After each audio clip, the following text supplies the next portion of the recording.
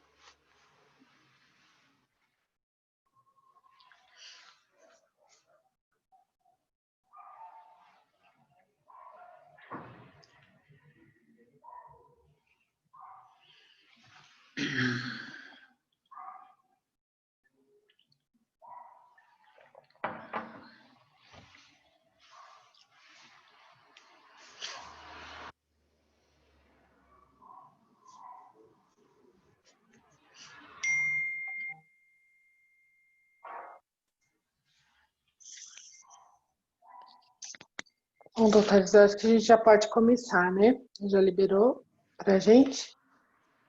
Esse é um evento webinar que está sendo realizado pela 38ª subseção da OAB de Santo André, que é presidido pela doutora Andréa Tartucci, por meio da Comissão de Direito Imobiliário e Urbanístico, que tem como presidente o doutor Rubens Martins. O tema hoje é ações locatícias em tempo de pandemia, que será ministrado por doutor Alessandro Segala, advogado, consultor jurídico de São Paulo, especialista e pós-graduado em Direito pela PUC São Paulo, mestre em Direito Civil da USP, professor dos cursos de pós-graduação na Escola Paulista de Direito da EPD e na Escola Superior de Advocacia OAB São Paulo, ESA. Diante disso, na sequência, eu passo a palavra para o doutor Rubens Martins, para tecer algumas palavras para a gente. Boa noite a todos. É uma grande satisfação de receber aqui um palestrante do nível do doutor e professor Alessandro Segala, um mestre no direito, principalmente direito imobiliário. Quero agradecer a presença dos colegas que estão participando hoje, dos membros da Comissão de Direito Imobiliário, e também agradecer a nossa presidente, doutora Andréa Tartucci, por ter possibilitado esse evento de hoje, e agradecer também, e principalmente, a minha colega e a vice-presidente da comissão, doutora Elaine Arias Azevedo, por ter feito um convite de uma pessoa tão especial como o doutor Alessandro Segala. Será uma palestra de grandes ensinamentos, vamos todos nós aprender com ele. O tema é muito importante diante da situação atual, da pandemia. Existem muitas dúvidas do que fazer nessa situação. E o doutor Alessandro Segala certamente nos ajudará bastante aqui aos colegas que estão participando. Muito obrigado. Devolvo a palavra à doutora Elaine.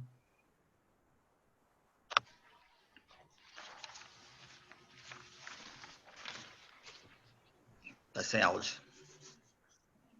Na sequência, eu convido o doutor Alessandro Segala para falar com a gente sobre o tema sugerido. Bom, boa noite a todos. Com grande prazer, grande carinho, que eu aceitei o convite que me foi formulado pela doutora Elaine. E agradeço, antes de mais nada, a presidente Andréa Tartucci por ter possibilitado esse convite, que me é muito caro, muito importante, porque nós, advogados, podemos falar pros advogados.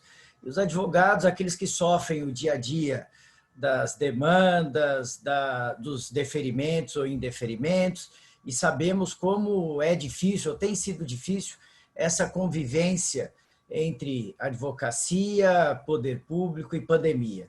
E eu espero, na noite de hoje, trazer um pouco da minha experiência, mas, antes de mais nada, também aprender com aqueles que sofrem no dia a dia, que nem sempre têm as mesmas experiências que eu tenho. Então, eu agradeço muito e, se me permitirem, eu gostaria de iniciar o tema. Eu vou preparei um material simples aqui, só para nos ajudar a entender aqui alguns pontos que eu vou defender. Ele está sendo projetado.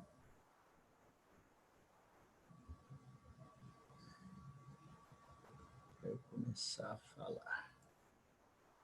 Tudo bem? Todo mundo consegue ver?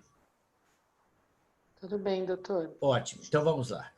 Bom, em primeiro lugar, é fato notório, vamos dizer assim, é indiscutível, que a chamada pandemia Covid-19, ela causou e ainda causa uma crise mundial.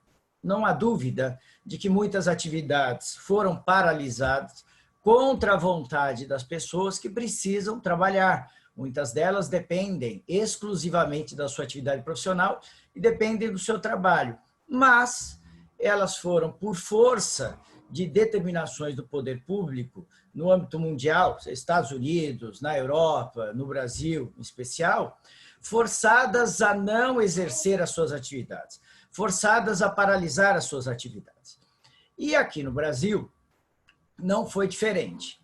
Em razão disso, a partir do momento que essa chamada pandemia Covid-19 começou a gerar consequências jurídicas no Brasil, muitas pessoas se debruçaram sobre o tema, muitos estudiosos começaram a tentar entender em que categoria jurídica eles iriam enquadrar a chamada pandemia. Seria ela uma hipótese de caso fortuito, força maior?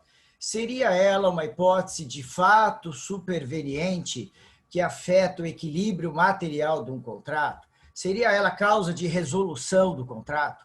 Há opiniões jurídicas para todos os tipos, de todos os gostos, todos os tamanhos, todas as ideologias. E eu tenho para mim que tudo começa por definir o que seria a pandemia Covid-19 no âmbito do direito especial do direito das locações. Bom, vejam lá. Nós podemos ver aqui, vamos apenas colocar no ponto correto, nós vamos ver que a Lei 13.979 de 2020 e a Portaria 188 do Ministério da Saúde estabeleceram que a pandemia representava uma emergência de saúde pública de importância internacional. Então, o governo brasileiro, em especial o governo federal, reconheceu que havia uma crise sanitária em decorrência da pandemia Covid-19. E, a partir do momento que o governo federal reconheceu essa crise, e na minha modesta opinião, não foi decretada calamidade pública, o estado de calamidade pública, nem outro qualquer estado constitucionalmente viável, mas simplesmente se reconheceu que um problema sanitário decorrente de um vírus estava por afetar a vida dos brasileiros. Ótimo. A partir daí, então, houve um litígio entre o governo federal e os governos estaduais e locais sobre como é que esta pandemia seria tratada no âmbito dos estados e dos governos locais. O STF reconheceu, então, que haveria legitimação de estados e municípios para tratarem da pandemia no âmbito dos seus respectivos territórios, de maneira que cada governador e cada prefeito passou a tratar aquela pandemia de uma forma diferente no território que lhe era respectivo. Daí, então, no estado de São Paulo, foi reconhecida a quarentena pelo decreto, foi decretada a quarentena pelo decreto 64881, que simplesmente impôs, vamos chamar aqui de forma indevida, uma modalidade de lockdown relativo. Não paralisou todas as atividades, porque muitas atividades tidas por essenciais continuaram a funcionar, mas em outras bases. Já o governo do município de São Paulo, a prefeitura de São Paulo, reconheceu que havia uma situação de emergência de saúde pública no município de São Paulo, pelo decreto 59.283/2020. Isto é, as três esferas governamentais entenderam que a pandemia afetava a vida das pessoas e, por afetar a vida das pessoas, resolveram normatizá-la de maneiras diferentes, tanto no âmbito federal, estadual como municipal. A pergunta que se coloca é: a pandemia, então, em razão desta normatização, poderia ser enquadrada como caso fortuito ou força maior? Para que nós respondamos essa questão, nós precisamos saber qual é o conceito que a doutrina, de maneira geral, aponta, ou como é que a doutrina entende as hipóteses de caso fortuito ou força maior. Desde já eu faço uma advertência. O conceito que eu adotei aqui, que é o conceito do professor Flávio Tartucci, não é unanimemente aceito, porque há doutrinadores que pensam justamente no sentido contrário. Seja como for, o conceito dá um norte para que nós tentemos verificar se esse conceito corresponde ou não à hipótese legal prevista no artigo 393 do Código Civil. Então, o professor Tartucci, ele diz o seguinte: o caso fortuito seria um evento totalmente imprevisível, decorrente de ato humano ou de evento natural. Logo, a nota distintiva do caso fortuito seria a imprevisibilidade. Já a força maior, para o professor Tartucci, seria o evento previsível, mas inevitável ou irresistível, decorrente de ato humano ou de evento natural. Bom, nesses casos, se nós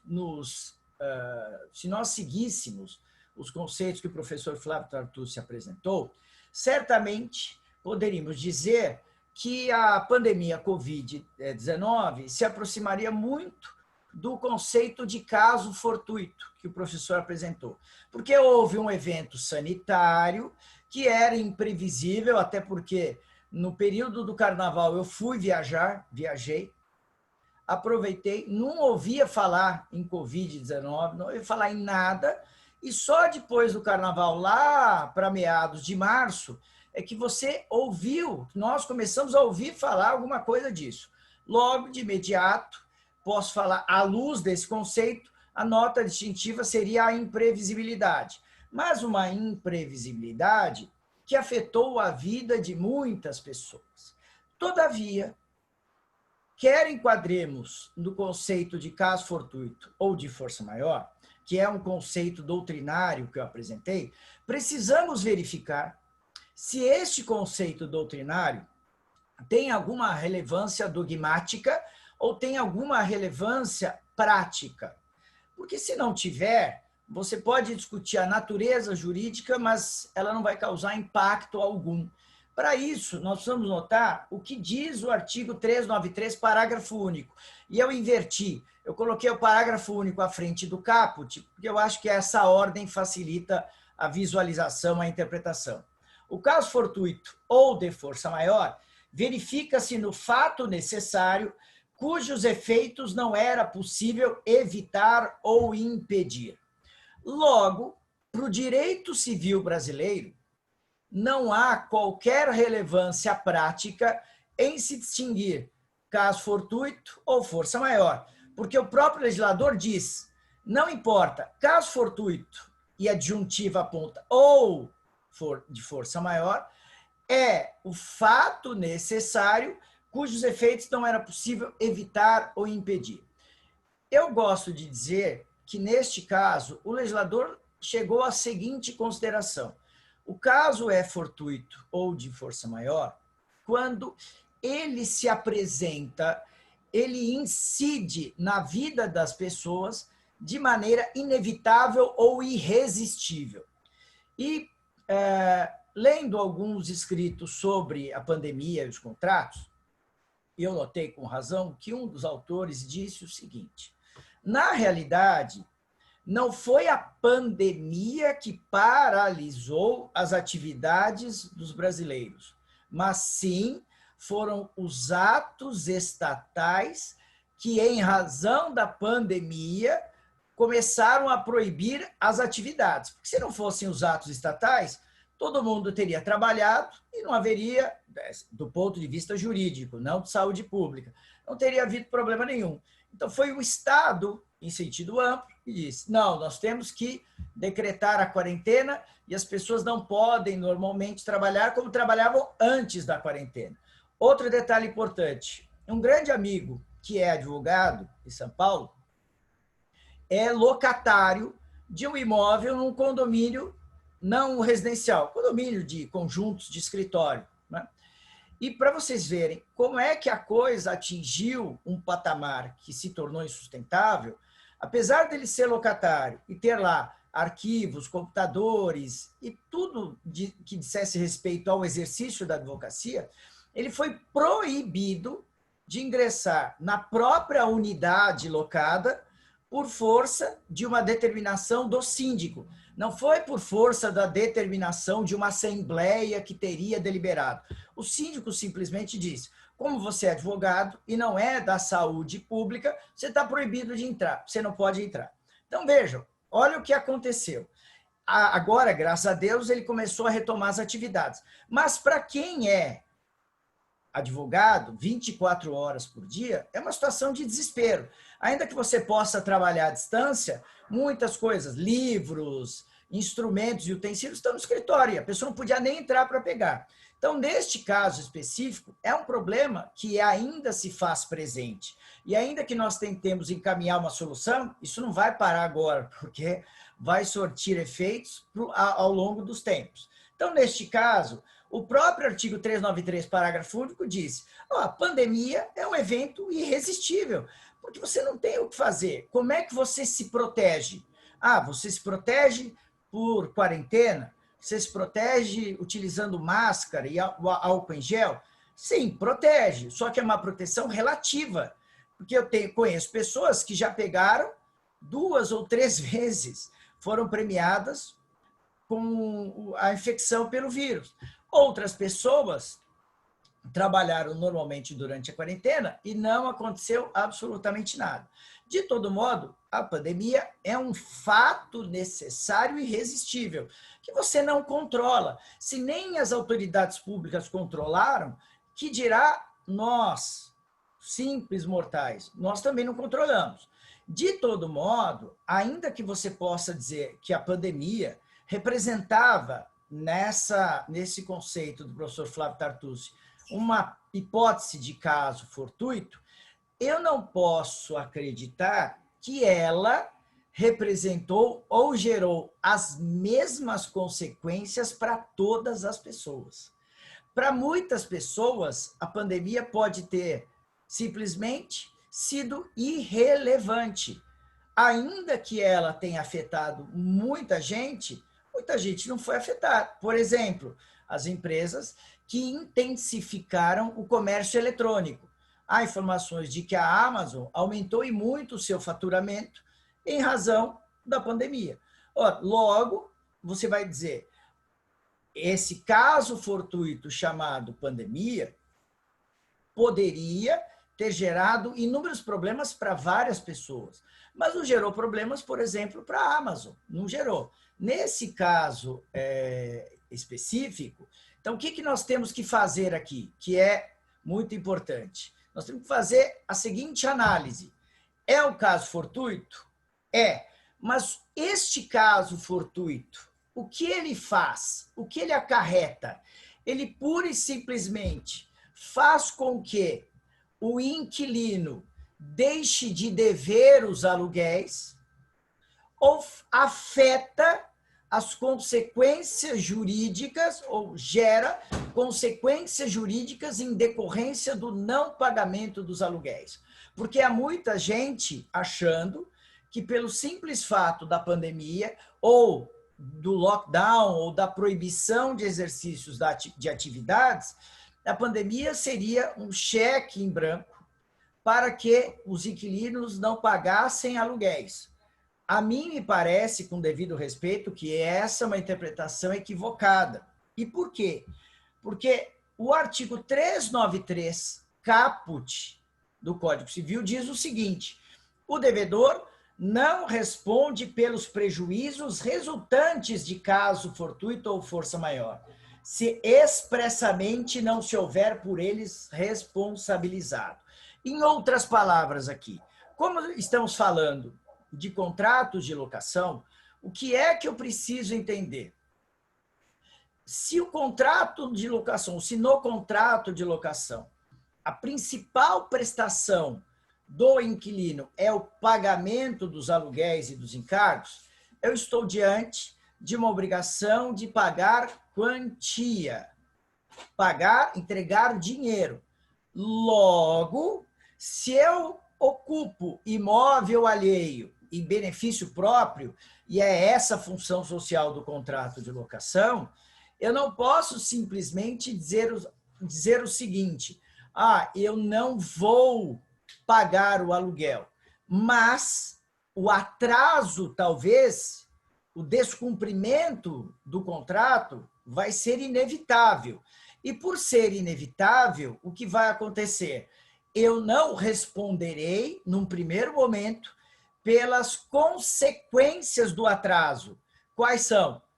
Pagamento de multa moratória, cláusula penal, juros de mora e assim por diante. Logo, a pandemia, se classificada for como caso fortuito, ela representaria um fato jurídico que excluiria a responsabilidade do inquilino pelas consequências da mora, pelas consequências do atraso, mas não liberaria o inquilino do dever de pagar aluguéis e encargos.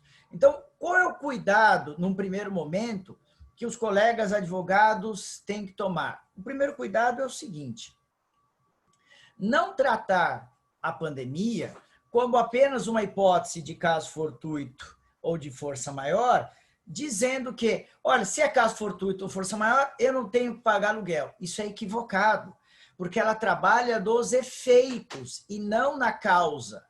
Nos efeitos e não na causa. Por conta disso, você não teria, na minha modesta opinião, uma boa argumentação se escolhesse essa alegação. Todavia, eu costumo falar sempre para os alunos um detalhe. Ainda que essa não seja a argumentação mais adequada, segundo o meu ponto de vista, se para o advogado militante deu certo, ela é a melhor, ainda que não seja a mais adequada. Porque, como eu acabei de dizer, a hipótese de caso fortuito ou força maior trabalha com os efeitos e não com a causa. Bom, nesse caso, então, como é que eu faço para resolver esse problema? Então, vamos caminhando aqui para tentar resolver. Segundo ponto, que está aí projetado para vocês. A doutrina tem apontado, e quando eu falo em doutrina, eu falo em Pontes de Miranda, José Fernando Simão e outros doutrinadores, estabelece que o caso fortuito ou de força maior só vão afastar a responsabilidade do devedor se o cumprimento da prestação apresentar ou for de impossibilidade absoluta, isto é, não vai dar para cumprir a prestação de maneira nenhuma. Eu não vou conseguir cumprir a prestação, porque o caso fortuito ou de força maior foi de tal gravidade que impossibilitou o cumprimento da prestação. Nesse caso, então, se você entender que esta pandemia foi uma hipótese, ou representou uma hipótese de incumprimento passageiro, temporário da prestação, você não pode enquadrá-la, então você não pode utilizá-la para o inquilino, porque, na realidade, o inquilino, ainda que ele não pudesse, do ponto de vista subjetivo, realizar a prestação naquele período de pandemia, talvez ele adquirisse as condições de efetuar o pagamento em período posterior à pandemia. Então, vamos aqui dar dois exemplos que vão ser importantes para que nós delimitemos aqui o tema. São os seguintes. Para o professor José Fernando Simão, que faz a distinção entre prestações de pagar quantia e prestações de fazer, quando eu devo aluguel e devo encargos, a minha prestação somente pode gerar, em razão da pandemia, uma impossibilidade relativa e não absoluta. E ele, analisando a dogmática apenas, ele diz o seguinte, ora, valor é sempre possível de se arrumar. Estou aqui fazendo uma síntese. Valor é sempre possível de se arrumar. Mas você, inquilino, poderia dizer, ué, mas eu não posso trabalhar, eu não posso exercer a minha atividade, e quando eu não exerço a minha atividade, eu não tenho faturamento. A questão que se coloca é, este é um risco contratual que recai sobre os seus ombros, na medida em que você continua a ocupar a posse do imóvel alheio e o seu dever ou a sua contraprestação é pagar os aluguéis e encargos. Então, neste caso, diz o professor José Fernando Simão, a impossibilidade de pagar quantia ela é sempre relativa e não absoluta. O que não ocorreria, por exemplo, nas prestações de fazer.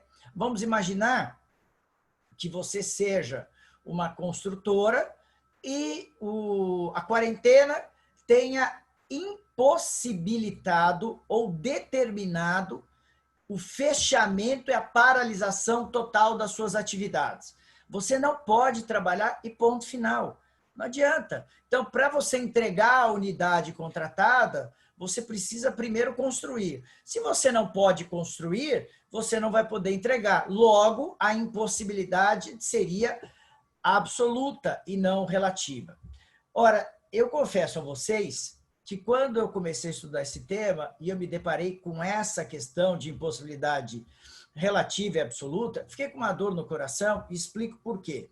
Porque ainda que você queira analisar e olhar a dogmática, é de fato triste saber que o nosso país, infelizmente, é um país de pessoas simples.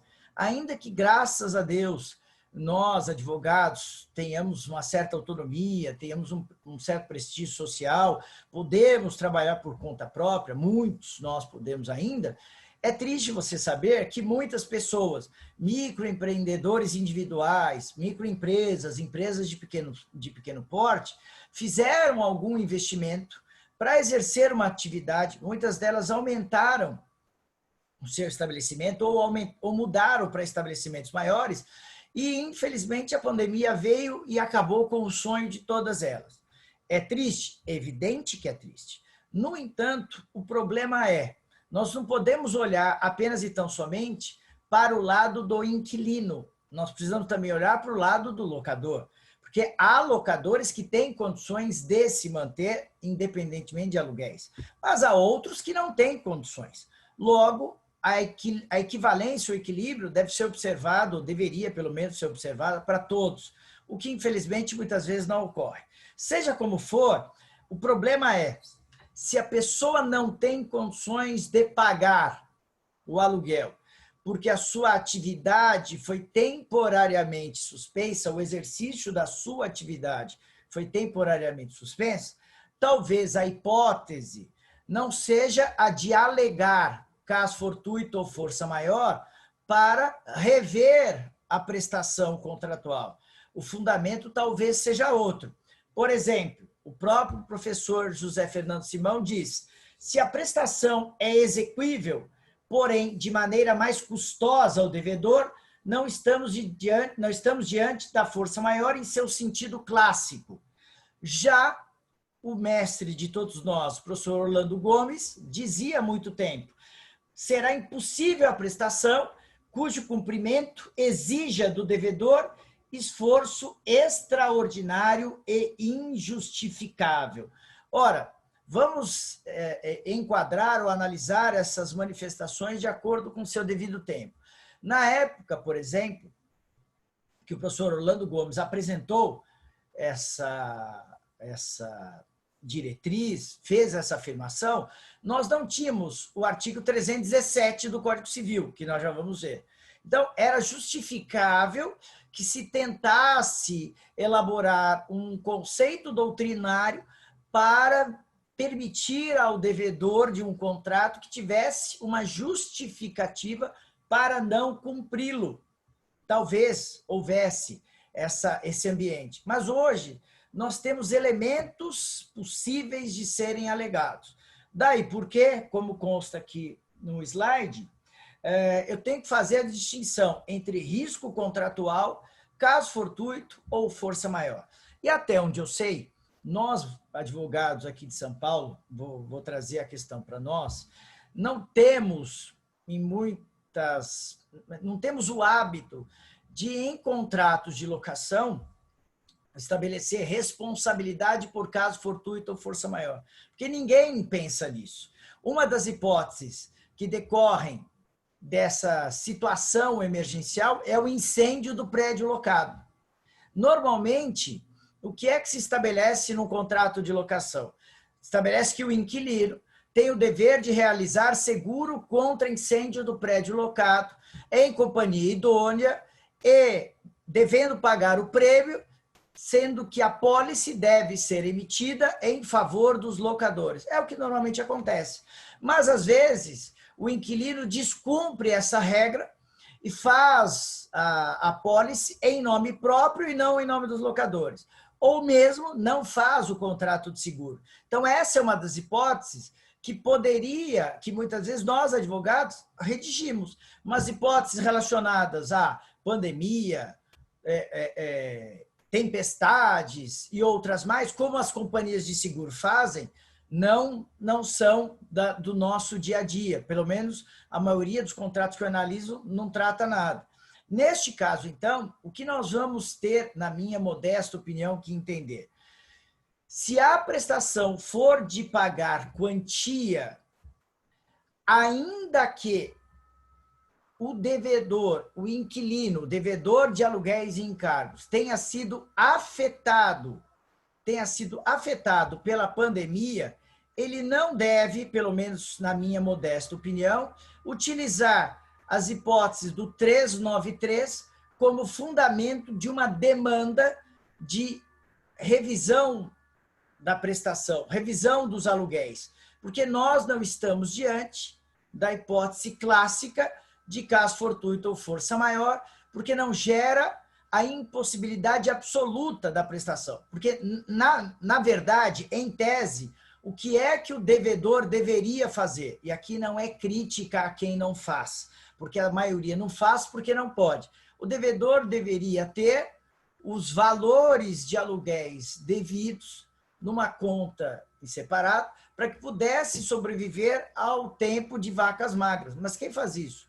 Quem é que sobra? Quem é que tem sobra? Ninguém faz. Então, não dá para também interpretar a realidade do Brasil de acordo ou em desacordo com o próprio comportamento dos brasileiros. No entanto, tratando de locação e pandemia, eu acredito hoje que o melhor artigo, para que nós possamos tentar corrigir o valor da prestação, que é pagamento de aluguel e encargos devendo ser tratados de forma diferente, porque normalmente são encargos que decorrem de condomínio e IPTU, sobre os quais o locador não tem poder ou ingerência direta. O melhor artigo é o 317. O 317 entrou no Código Civil não para tratar da teoria da base objetiva do negócio, mas ele entrou para tratar de uma hipótese que não era comum à época. Lembremos que o projeto é de 1969 e ele entrou para tratar da correção monetária. No entanto, quando o projeto foi aprovado, nós já estávamos, graças a Deus, no ambiente de relativo controle da inflação. E o 317 do Código Civil passou a ter uma nova função. E o que diz o 317?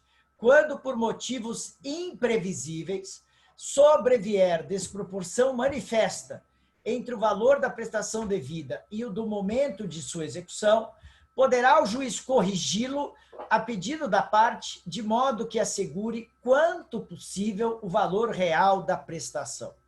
Ora, neste caso específico, segundo o meu juízo, o 317 seria o artigo mais adequado para os advogados dos inquilinos dizerem ao juiz: juiz, antes da pandemia, havia uma realidade socioeconômica. As pessoas, mal ou bem, trabalhavam, ganhavam, faziam compras e assim por diante. E antes da pandemia, e isso, na minha opinião, em termos práticos, é importante, porque você precisa levar os números ao juiz, os números ao judiciário. Antes da pandemia, o meu faturamento era de 1 milhão. Mas não adianta falar apenas que o seu faturamento era de 1 milhão. Era de 1 milhão, eu pagava X mil reais de aluguel, e este aluguel que eu pagava representava tantos por cento do meu faturamento. E faturamento, juiz, não é o valor que sobra, é o valor que ingressa no caixa antes que sejam feitas as despesas necessárias para a manutenção do meu negócio. Pagamento de funcionários, pagamento de tributos, custos fixos e assim por diante. Então, vamos imaginar o seguinte: juiz, meu faturamento era de 1 milhão, o meu aluguel representava 3% do meu faturamento. Então, estão aqui os números para mostrar para o senhor aqui. Veio a pandemia, o meu faturamento hoje é 1/10 daquele que eu tinha antes da pandemia. E, neste caso, o aluguel, se for mantido no valor que se encontra hoje, eu vou pagar o equivalente ou a 15, 16, 18% do meu faturamento. Então, eu preciso fazer conta. Não adianta você apenas alegar e não fazer quadro comparativo.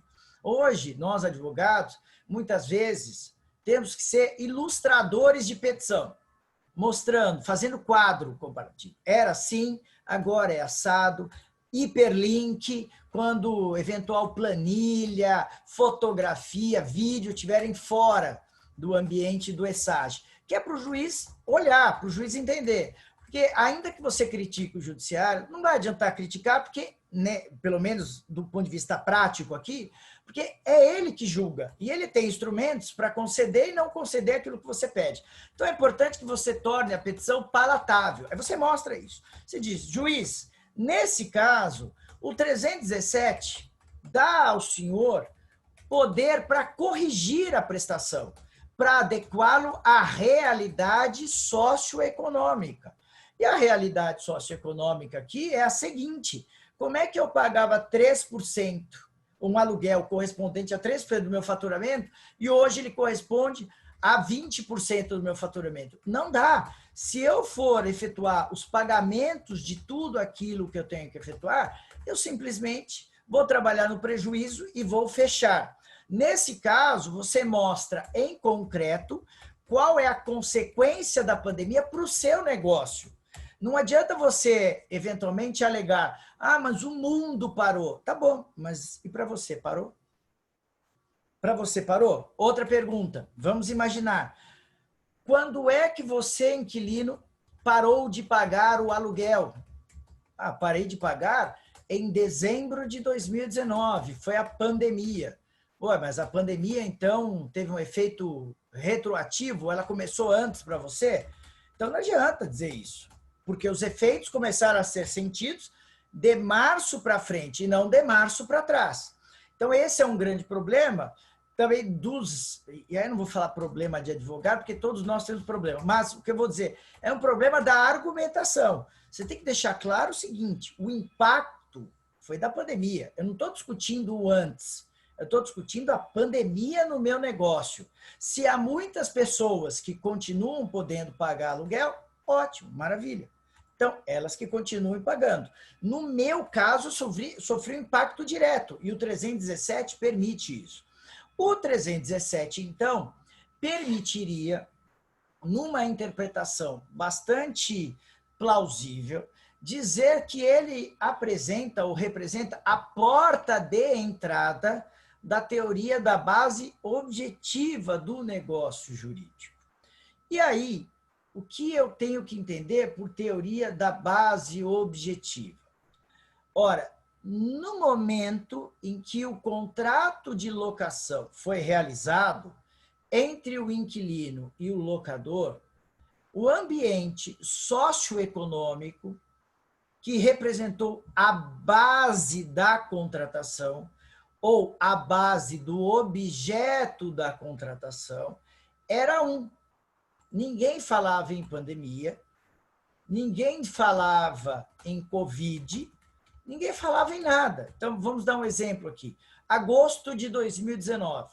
Sujeito, o advogado, ou o cliente do advogado, resolve alugar um imóvel não residencial para, eventualmente, montar o seu negócio. Uma padaria, um bar, um escritório, não importa. Em agosto de 2019, ninguém ouvia falar de Covid-19. A não ser, eu pelo menos, confesso aqui o meu desconhecimento. Então, nesse caso específico, quando nós, em agosto de 2019, acertamos que o aluguel seria, por exemplo, de R$100 mil por mês, eu não fazia a menor ideia de que em março de 2020 a minha atividade seria paralisada e eu dependo do meu faturamento. Então, nesse caso, a base objetiva do contrato foi alterada. E, neste caso, eu posso até, numa aproximação indevida, dizer que base objetiva ou mudança da base objetiva representa a mudança das circunstâncias ou a alteração das circunstâncias do ambiente em que o contrato foi realizado. Então, por conta disso, eu digo, a base objetiva mudou. Se ela mudou, eu não tenho como manter o aluguel tal como ele era apresentado antes. De maneira que não faz sentido que eu seja compelido a pagar um aluguel sem poder. Neste caso, eu, inquilino, vou me manter inadimplente neste valor e, ao final das contas, vai acontecer o despejo do imóvel e, ao acontecer o despejo do imóvel, perco eu e perde também o locador, que não recebe mais nada, não recebe aluguel, nem um pouco, não recebe IPTU, não recebe condomínio e assim por diante. Todavia, pelo prisma do locador, que a gente está analisando pelo prisma do locatário, o que o locador deverá fazer, ou deveria pelo menos fazer? Tudo bem, inquilino, você está dizendo que foi afetado pela pandemia, é isso? Não é? Então, eu aceito negociar uma solução assim, temporária. Eu aceito reduzir os seus aluguéis. Porém, eu acho importante que nós joguemos abertamente um com o outro. Me apresente aqui, por favor, os extratos das suas contas correntes, me apresente aqui o seu faturamento, para eu verificar se a pandemia causou ou não esse transtorno ao seu negócio, como você alega. Porque aí, no caso, eu, locador, demonstro o quê? Um comportamento aberto, um comportamento objetivamente de boa-fé. Eu demonstro, vamos chamar de forma indevida, empatia. Me coloco no lugar dele. Eu vejo que você teve a coragem de me procurar para renegociar o aluguel. Logo, eu quero ter os números para poder chegar a uma solução que seja melhor para você e adequada para mim. Se o inquilino se recusa a abrir os números, e muitos deles se recusam, é uma situação que fica meio complicada, ou gera um impasse. Ué, você está dizendo que houve uma redução do seu faturamento em decorrer da pandemia, eu preciso saber qual foi a redução, ou qual foi o montante da redução. Então, as pessoas, como dizem no direito americano, elas devem se apresentar de mãos limpas. Ora, eu preciso abrir minha vida a você, para você saber eu ter acesso aos meus números. De maneira que, Dessa forma, na minha opinião, o locador demonstra boa-fé também. E o locatário deveria mostrar boa-fé expondo os números, porque simplesmente essa história de dizer fui afetado pela pandemia sem apresentar números, a mim me parece extremamente complicada. E detalhe, na verdade, aqui está como Arnoldo Medeiros Fonseca, um doutrinador de extrema importância que lá em 32 e depois em 58 já dizia ou já falava da teoria da base objetiva que tem origem alemã. Então é importante você dizer para o juiz o seguinte: juiz, eu não estou aqui apenas para tratar dos efeitos do descumprimento do contrato. Eu estou aqui para tratar justamente do próprio valor da prestação. E caso fortuito e de força maior, a alegação, na verdade, não vai resolver o problema.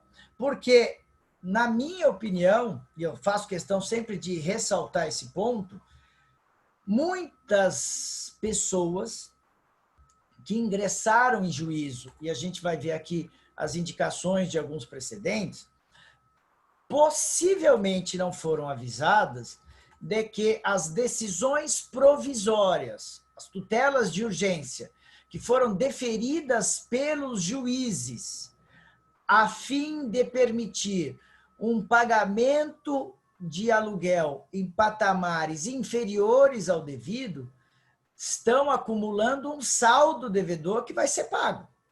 Então, se em razão da lei que institui o regime jurídico emergencial e transitório, elas não vão poder sofrer o despejo, ou o despejo dos imóveis não vai ser decretado até o fim de outubro, encerrado esse período de vigência da lei, que é uma lei temporária, o que elas vão fazer? Elas vão estar com saldo devedor. Vamos imaginar, por exemplo, que o juiz proferiu uma decisão dizendo: ótimo, durante a pandemia você vai pagar 30% do valor que você pagava. Depois a gente discute o saldo. E aí acaba a pandemia, o governo do estado decreta o fim da quarentena, o fim da pandemia, libera todos os estabelecimentos e a pessoa, então, tem um saldo devedor correspondente a 70% do aluguel que ela deixou de pagar, multiplicado pelos meses que ela pagou aluguel menor. E aí ela vai fazer o quê? Resolveu essa discussão? Resolveu a redução temporária do valor do aluguel? Não, porque ela está devendo um saldo. Então, esse é o grande problema que nós enfrentamos. E aqui, eu fiz apenas uma indicação bastante singela de alguns precedentes para que nós possamos ter uma ideia de quão complicada é essa situação para a locação. Por exemplo, no primeiro precedente que consta no slide, o juiz decretou uma redução, concedeu a inquilino uma redução imediata de 30% do valor do aluguel. Em outro precedente, o juiz decretou a redução em 40%. Outro precedente em 50%. E vejam, nos dois aqui que eu mencionei, os dois envolviam a Via Varejo, que é uma empresa de grande porte. Numa delas, a redução foi de 40% e na outra foi de 50%. No entanto, repiso aqui, reitero, o saldo devedor continua a ser devido.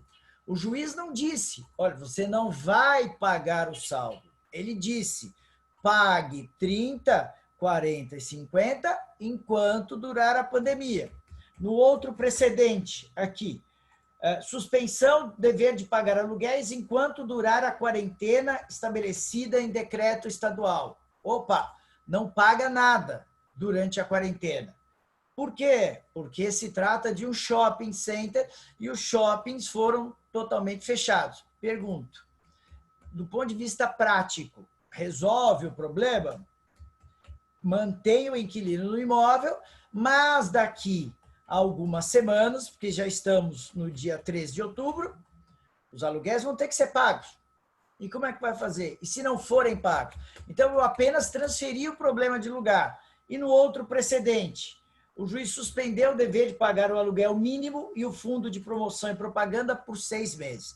Vejam, decisões estas que foram tomadas no estado de São Paulo.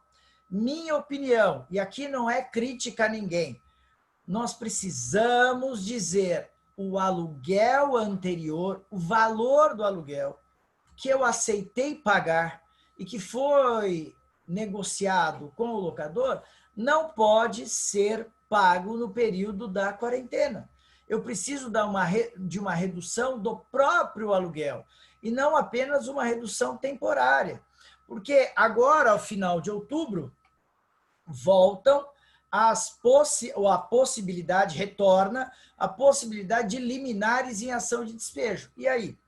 Por enquanto, com esta impossibilidade, nós não tivemos aqui uma avalanche de despejos. Mas eu coloco aqui aos colegas o seguinte ponto. Quando a lei, que nós já vamos ver, que institui o regime jurídico emergencial e transitório, deixar de vigorar, por ter cumprido a sua função, vocês acham, os colegas que nos ouvem, que os locadores que estiverem incomodados com os inquilinos, que procuraram o judiciário e não negociaram, vão querer manter esses inquilinos lá? Vão querer? Duvido.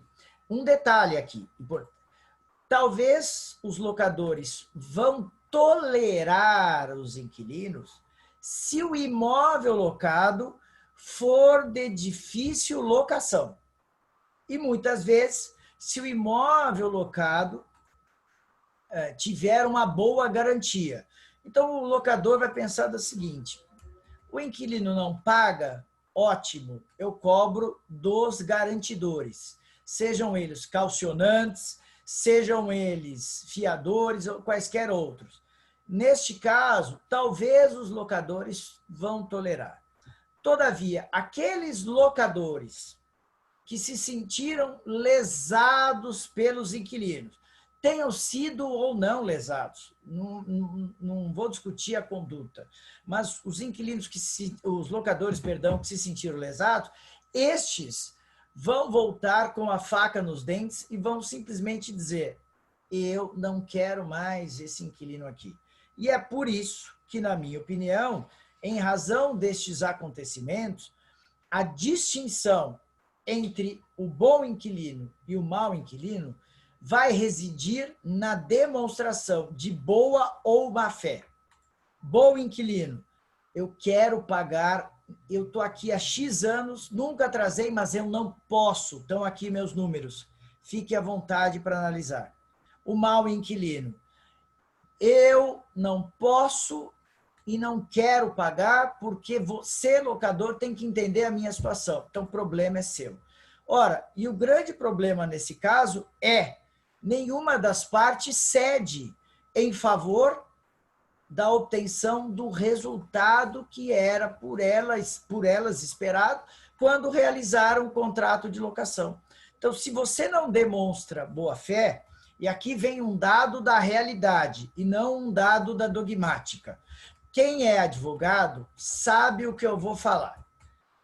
Se você, tendo ou não razão, apresenta uma petição inicial ao Poder Judiciário e o juiz da causa entende que você, advogado, ou seu cliente estão de má fé, eles vão fazer de tudo para negar todos os seus pedidos.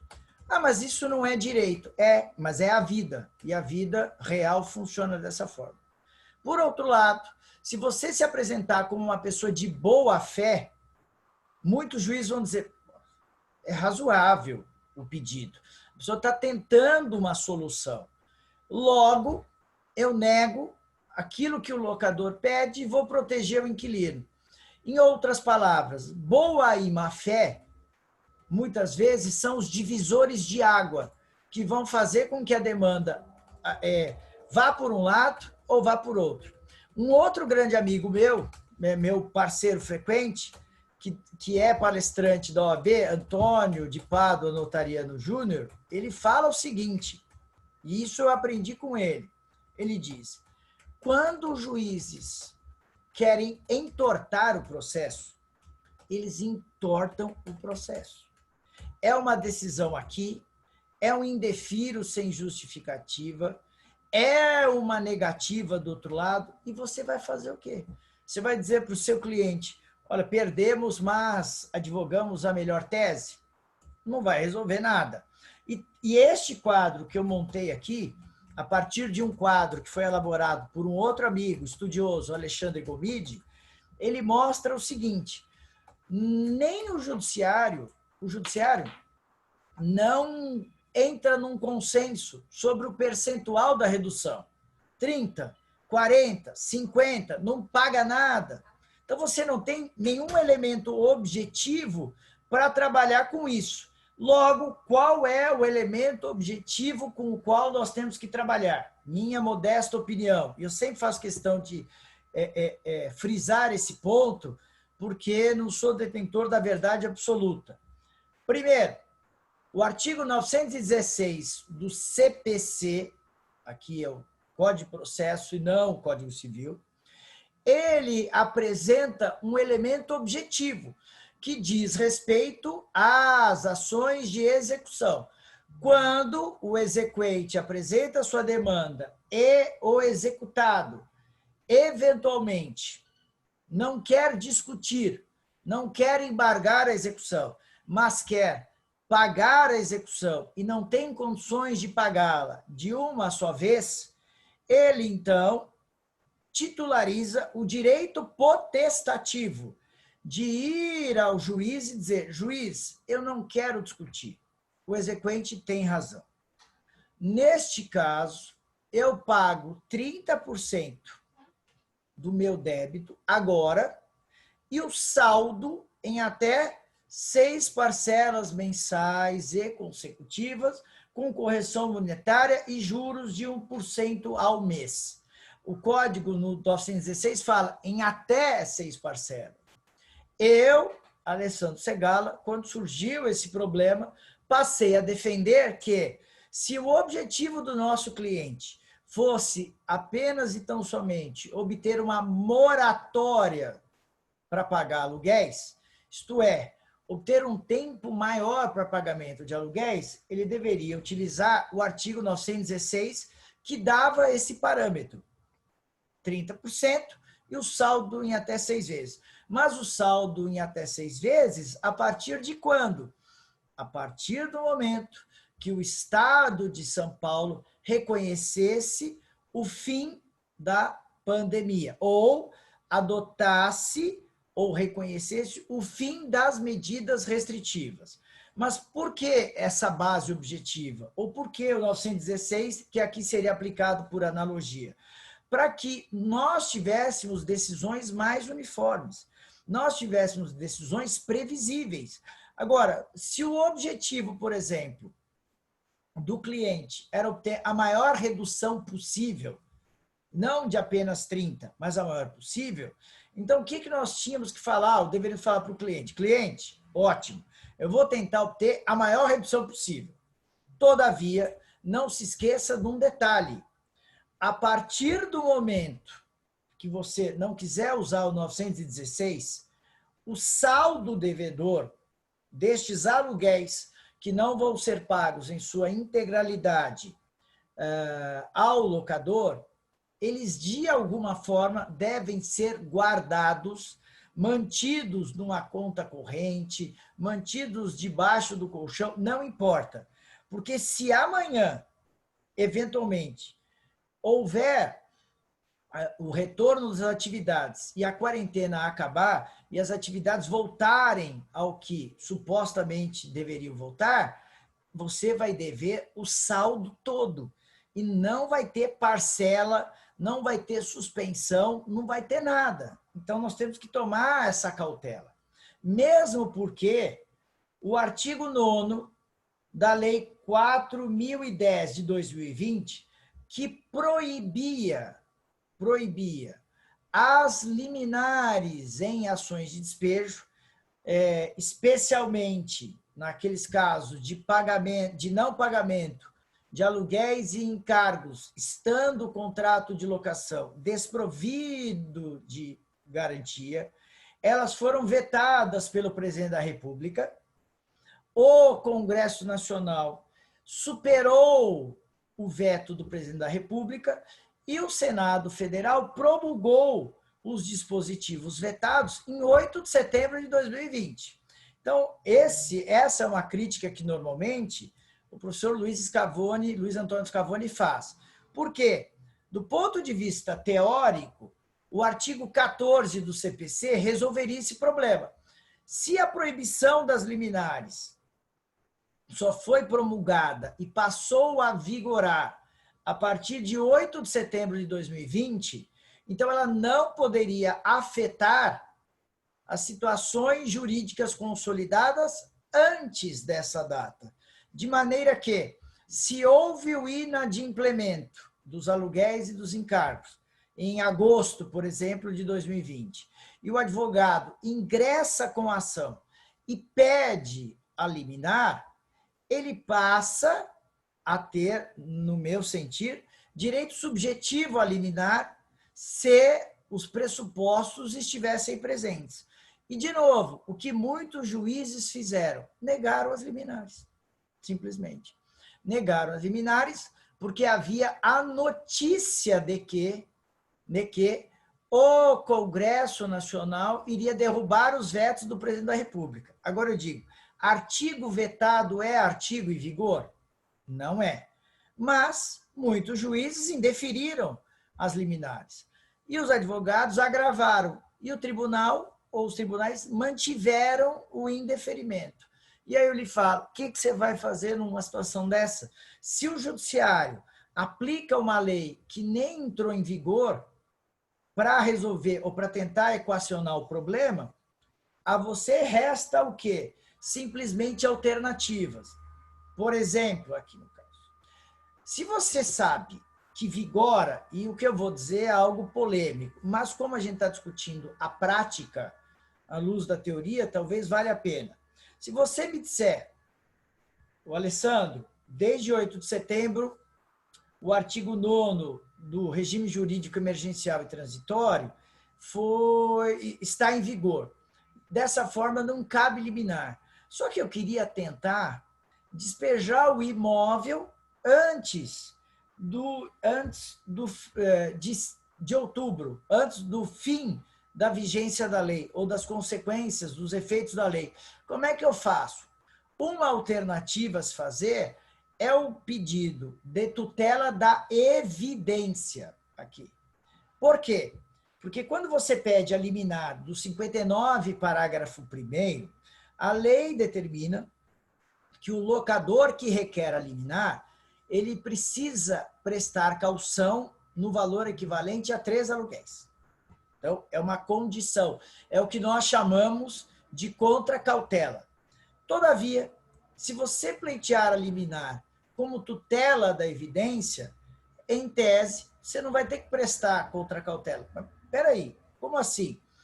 O 59, parágrafo 1º, traz uma hipótese de liminar que, na minha opinião, é uma liminar baseada em tutela da evidência, porque ele não fala no 59 primeiro da lei do inquilinato em perigo pela demora. Aqui não tem perigo nenhum.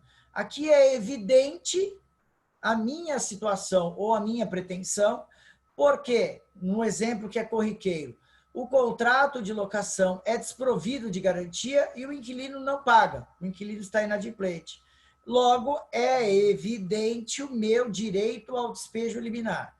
Todavia, no caso da tutela da evidência, o legislador, ele coloca uma das hipóteses para apenas e tão somente o momento no qual o réu apresenta a defesa, e uma defesa, muitas vezes, em termos frágeis. Então, querem ver?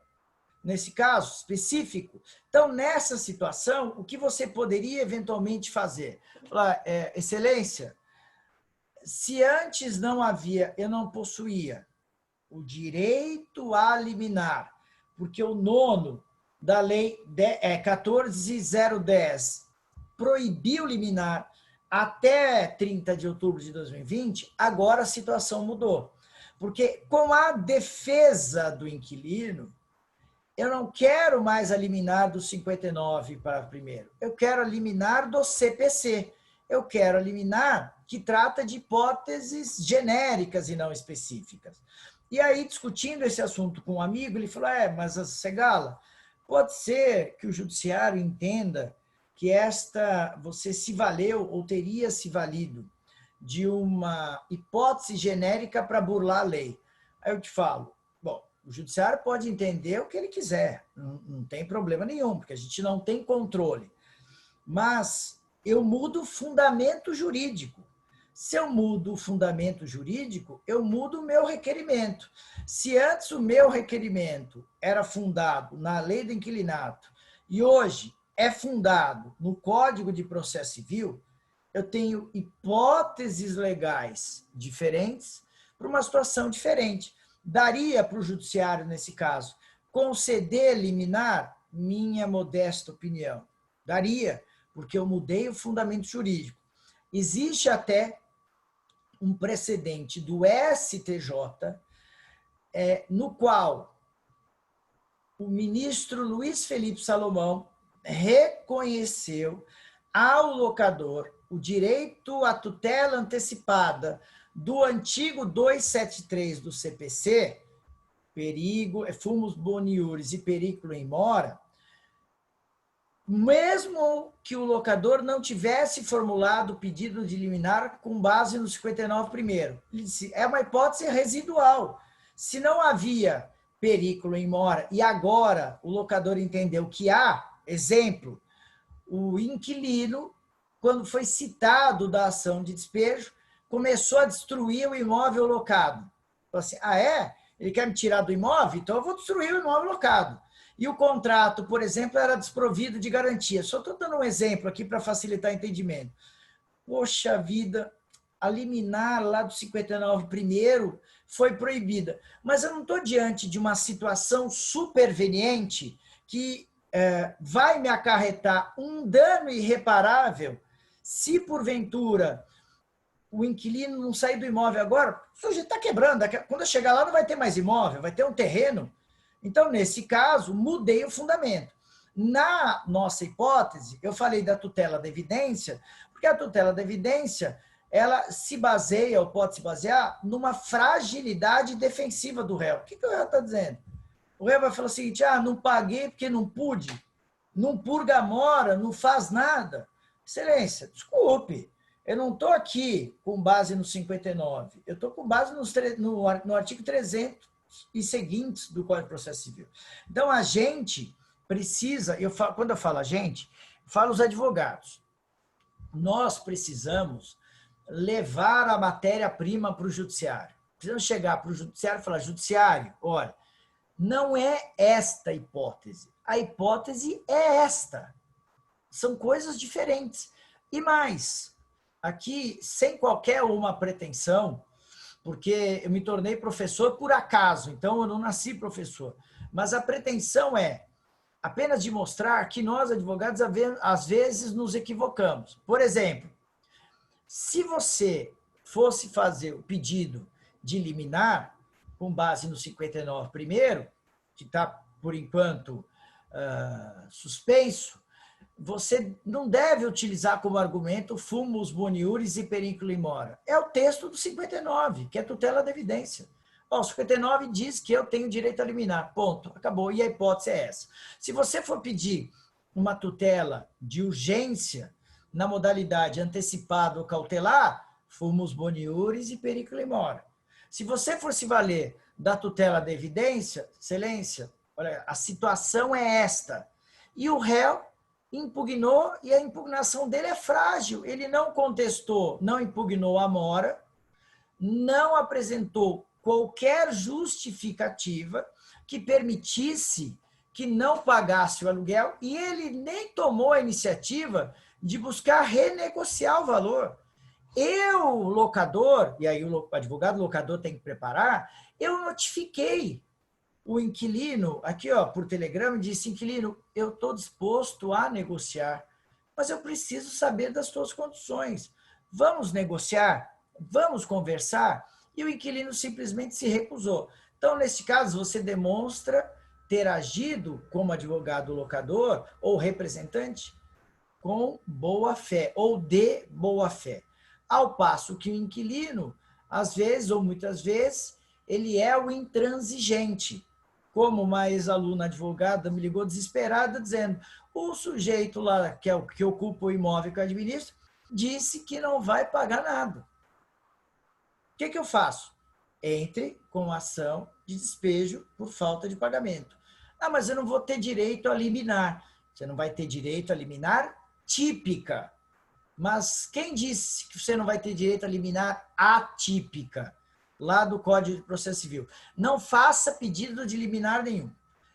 Deixe que ele conteste a ação e, a depender do fundamento da contestação, você apresenta um requerimento incidental e dizendo: excelência, está claro aqui que a hipótese é de tutela da evidência, porque o locatário não apresentou nenhum argumento razoável com o qual pudesse impugnar as alegações de fato e de direito do autor. Ela fez e acabou dando certo. O juiz, então, decretou o despejo do imóvel com base na tutela da evidência. E o que, às vezes, nós temos que ver é: nós precisamos ter uma visão macro do sistema. Não deu, se você está vendo que a tutela típica ou específica não vai ser concedida, vamos para a tutela atípica, vamos para o CPC. Direito é sistema, e não dá para você interpretar em pedaços. Às vezes, nós advogados pegamos lá um precedente, falamos, precedente não no sentido técnico, mas uma decisão judicial, o judiciário indeferiu. Mas muitas vezes o indeferimento ou deferimento são tão frágeis que você não tem nem coragem de usar. O argumento é tão fraco que é melhor não utilizar. E por isso que a gente tem que ter essa maleabilidade. Até porque, se você não pleiteia liminar agora, estamos no dia 13 de outubro, você não pleiteia agora porque o juiz vai indeferir. Deu dia 1º de novembro, qual que é a primeira coisa que você vai fazer? Excelência, liminar. Não, mas você deveria ter pedido antes. Não, a lei não diz. A lei diz que eu tenho direito ao despejo liminar, ou a liminar e despejo. Liminar significa in limine, antes do julgamento do mérito, e não necessariamente um requerimento que deveria ter sido formulado na petição inicial. E eu digo isso por uma questão simples. O fato de não ter se pleiteado uma liminar com a inicial não inibe o autor de pleiteá-la posteriormente. Basta que você faça o requerimento. Porque se você eventualmente faz o pedido com a inicial e não tem o direito e agrava, você vai ter não apenas uma decisão negativa, você já vai ter 2 decisões negativas. Uma da primeira instância e outra do tribunal. E você abre ao judiciário as portas para eventual abuso. Não estou dizendo que eles vão abusar. Porque se o juiz já tem uma decisão do tribunal contrária à sua, ainda que seja uma decisão de caráter provisório, o que muitos deles fazem? Se sentem livres e confortáveis para negar o seu pedido, porque já tem uma decisão do tribunal. E aí não vai adiantar você querer discutir a natureza jurídica daquela decisão, se é transitória, se não é. O que importa é que você já teve uma decisão negativa.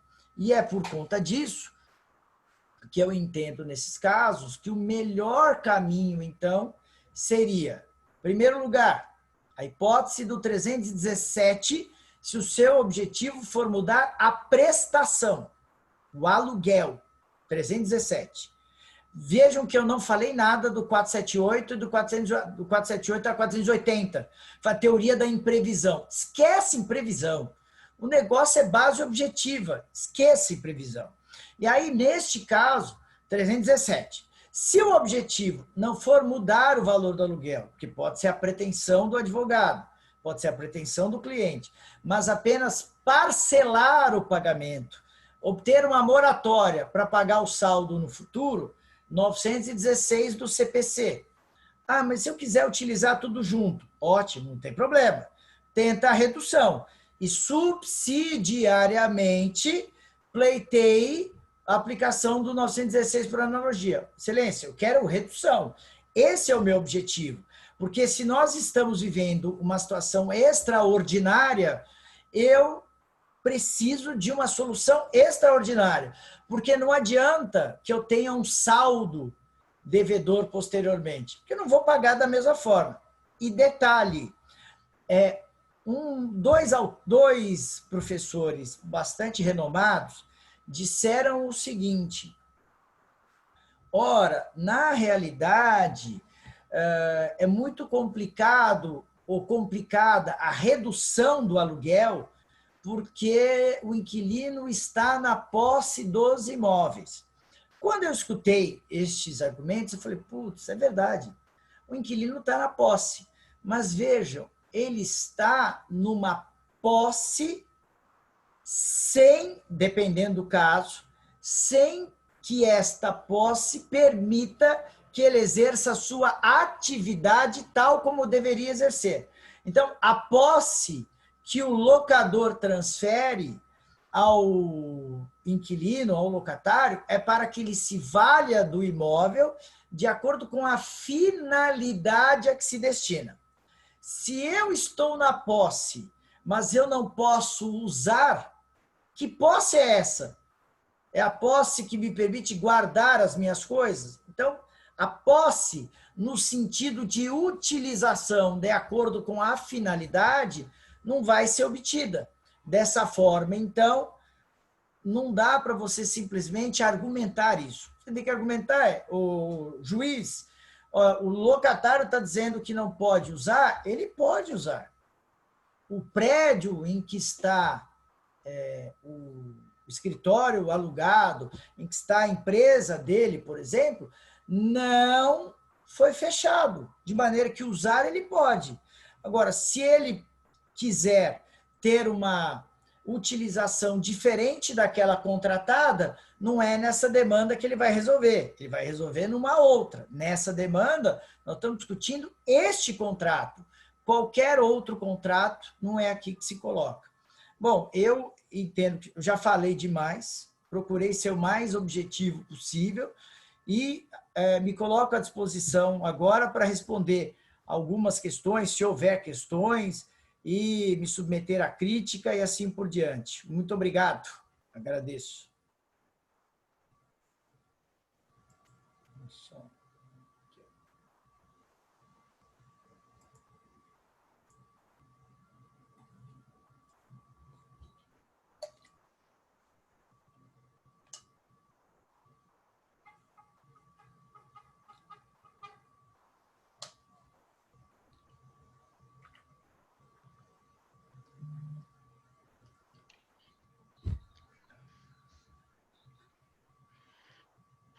Parabéns, professor Alessandro Segala, Obrigado. pelas palavras. Confesso ao doutor que aprendi muito durante essa palestra do senhor, e foram informações que até então eu realmente não tinha conhecimento. Essa visão que o senhor acabou de passar aí para a gente realmente foi sensacional para os colegas. Acredito eu que todos que estão participando terão essa mesma impressão e agradecimento ao senhor. Agradeço. Eu passo a palavra à doutora Elaine para verificar se há perguntas a respeito.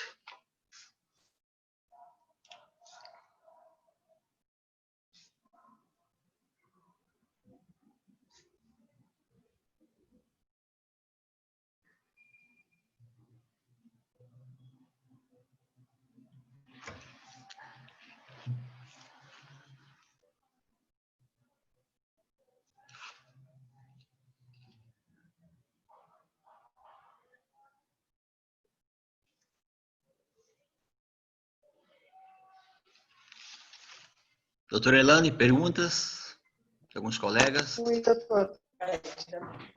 Aí do meu áudio aqui.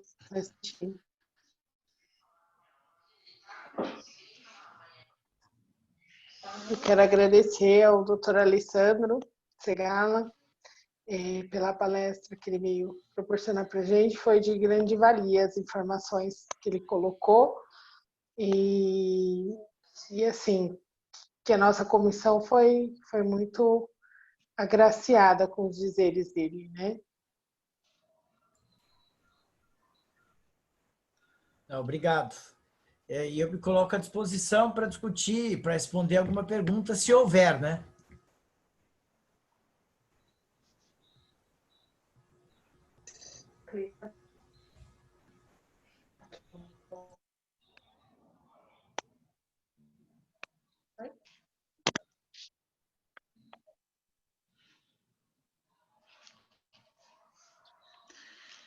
Doutor, vou fazer uma pergunta aqui de áudio. No caso do contrato de locação por prazo determinado, e o locatário, por conta da pandemia, ele se propõe a desocupar o imóvel, como ficaria aquela multa compensatória pactuada no contrato? Bom, vamos lá. Ótima pergunta, doutor Rubens. O problema eu hoje pela manhã estava pensando justamente nesse assunto. O artigo 4º da Lei do Inquilinato, ele dá ao inquilino o direito de desocupar o imóvel a qualquer momento. Para tanto, ele, artigo 4º, estabelece uma compensação. Diz o seguinte: se você tiver pactuado com o locador a multa compensatória, você paga a multa proporcional ao tempo que cumpriu e o saldo correspondente ao tempo de descumprimento, você simplesmente recolhe e vai embora para o lugar que você quiser. Salvo naquela hipótese de mudança do inquilino por força de contrato de trabalho, em decorrência do qual ele estaria dispensado da multa. Se as partes não tiverem pactuado a multa, então valeria ou prevaleceria aquela que for arbitrada judicialmente a pedido do locador. O que nós temos que entender aqui? Se o locatário, pura e simplesmente, seja o contrato de locação residencial ou não, notifica o locador e diz: locador, não quero mais ficar. Simples, fala uma linha só. Neste caso, a hipótese é de resilição da locação sem justa causa. O que ele faz? Entrega as chaves, o locador vai cobrar a multa proporcional. Se ele não pagar, o locador tem direito de pleiteá-la judicialmente. No meu entendimento, se o locatário não quiser pagar a multa, ele tem que deixar claro que ele não está pura e simplesmente pleiteando a resilição do contrato, mas ele está pleiteando a resolução por fato superveniente. Vamos entender essa aqui, que às vezes gera confusão. Na prática, nós, advogados, chamamos a extinção de contrato de rescisão. Rescisão de um lado, rescisão do outro. Isso não tem problema nenhum, se a gente estiver falando da mesma realidade. Quando a extinção do contrato de locação for voluntária, eu quero porque eu quero, a hipótese é de resilição. Se houver um fato imputável a alguém ou a ocorrência de um fato superveniente ao vínculo, eu tenho uma hipótese de resolução. Então, uma das teorias que o locatário poderia utilizar para não pagar multa é a da frustração do fim do contrato. E por isso que no final agora da explanação eu falei o seguinte, minha opinião: o inquilino, se a sua atividade foi proibida, você não poderia abrir, e em razão disso, você não poderia exercer a sua posse em toda a sua plenitude, ou se você podia abrir o seu estabelecimento, mas num período muito menor do que estaria programado para, você, inquilino, tem que se valer do seguinte fundamento: juiz ou locador, né, no primeiro locador, o fim, a finalidade, a causa do meu contrato foi frustrada. Porque não adianta ficar no imóvel de 50 mil reais por mês, eu estou chutando os aluguéis mais altos, que são hipóteses que a jurisprudência tem aventado, não adianta ficar no imóvel, abrir 2 horas por dia, eu não vou fazer valor para pagar o aluguel de 50 mil reais. Eu vou dar um exemplo fácil aqui, simples. Ora, quem tem imóvel, quem loca imóvel em shopping center, ou quem já analisou contrato de locação em shopping center, sabe a dificuldade que é, o custo que é a manutenção do estabelecimento em shopping center. Daí vem o poder público, e a minha análise é exclusivamente jurídica e não política, e faz o seguinte, ela libera os supermercados, a atividade dos supermercados, e veda a atividade dos shoppings, por exemplo. Aí eu faço a seguinte colocação. Se os supermercados têm corredores restritos e a possibilidade das pessoas se aglomerarem é maior, por qual razão os shopping centers, com corredores mais largos e com maior possibilidade de controle do fluxo de pessoas, teve a sua atividade reduzida ou no início proibida? Então, nesse caso, o que o inquilino fala? A finalidade do contrato foi frustrada. Não adianta eu querer ficar... Eu não vou sair daqui porque simplesmente eu desisti do contrato. É que essa decretação de quarentena tornou a minha sobrevivência inviável. A frustração do fim do contrato trata da inviabilidade do contrato. Não adianta ficar... Então, é por isso que eu tenho que tomar o cuidado. Cada alegação tem que se fundamentar na teoria ou na base correta, para evitar que os juízes confundam as coisas. E aproveitando a sua pergunta, doutor Rubens, vou falar uma coisa para vocês. Talvez a maioria daqui saiba. Quem anda, os que têm a minha idade, um pouco mais, 49 anos de idade, vão saber. O centro de São Paulo, hoje em dia, Praça da Sé e adjacências, Benjamin Constant, parece o cenário daquele filme Mad Max. É o cenário do Mad Max. Lojas antigas fechadas, barracas, pessoas morando na rua, falta de atividade. Olha, só Deus para arrumar essa situação. Então, nesse quadro, não adianta você se valer do artigo 4º. Você vai dizer, a minha hipótese é de resolução do contrato por impossibilidade. Porque nesse caso específico, como é que eu vou me manter aqui? Então, ajusta de maneira que é em tese, se é resolução, não tem o pagamento da multa. Agora, se o inquilino não fala nada, multa compensatória, ainda que proporcional. É injusta? É injusta, mas ele precisa utilizar o fundamento correto. Muito obrigado, doutor, pela resposta.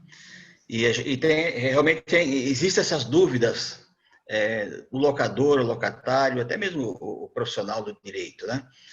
Me parece que não há mais perguntas. A palestra do professor foi tão... Foi maravilhosa, foi assim explicativa, né? Que os colegas, as dúvidas que os colegas tinham, me parece que foram todas sanadas. Eu, como presidente da Comissão de Direito Imobiliário, aqui quero agradecer ao senhor, parabenizar pela palestra e conto com mais participações, se possível. Sei que a sua agenda é bastante cheia. A doutora Elaine sofreu bastante em conseguir aí uma vaga na sua agenda.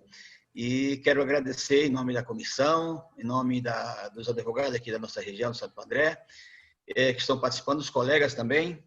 Muito obrigado, doutor. Conto com a gente aqui no ABC, no que o senhor precisar, tá bom? Muito obrigado. E obrigado também aos participantes.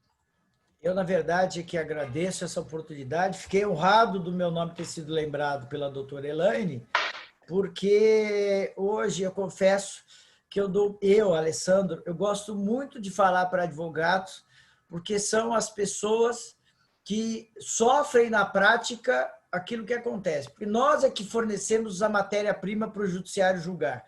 E é bom para mim, para as outras pessoas, essa troca de experiências, porque todos nós conseguimos ter uma visão um pouco maior do que vem acontecendo. E com isso, a OAB desempenha uma grande função, que é permitir essa troca de experiências para que os advogados consigam exercer a sua profissão com dignidade. Muito obrigado. Obrigado. Muito obrigada, viu, doutor, pela palestra. Nós não tivemos inúmeras perguntas, mas tivemos muitos agradecimentos. Isso é sinônimo de que o doutor sanou bem mais do que nós imaginávamos, né? Obrigado. Foi de grande valia essa palestra mesmo, e tivemos muitos elogios. E eu espero contar em outra oportunidade com o doutor. Gosto muito da forma como o doutor desenvolve o entendimento. Desde 2009 acompanho, desde a minha pós-graduação, e estou muito feliz com essa palestra. Muito obrigada mesmo. Obrigado, eu. Obrigado mais uma vez pela oportunidade. Boa noite a todos. Muito obrigado. Boa noite. Boa noite a todos.